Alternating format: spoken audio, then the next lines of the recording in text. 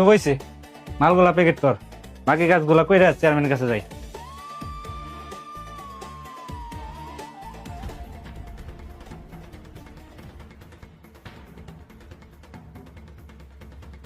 Chairman সাহেব, আপনি যে কাজগুলো দিয়েছিলেন ওই কাজগুলো শেষ।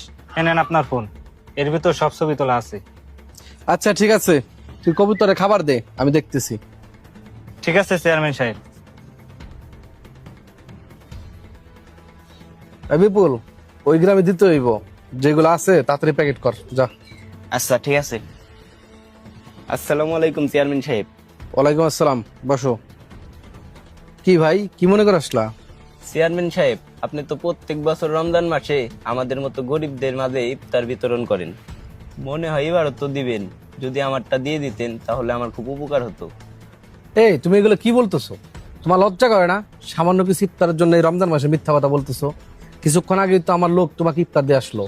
চেয়ারম্যান সাহেব, আপনি বিশ্বাস করেন আপনার কোনো লোকে আমাকে ইফতার দেয় নাই। আচ্ছা, তার মানে তুমি বলতে চাইতেছো আমার কোন লোকই তোমার ইফতার দেয় নাই, তাই তো? এক মিনিট।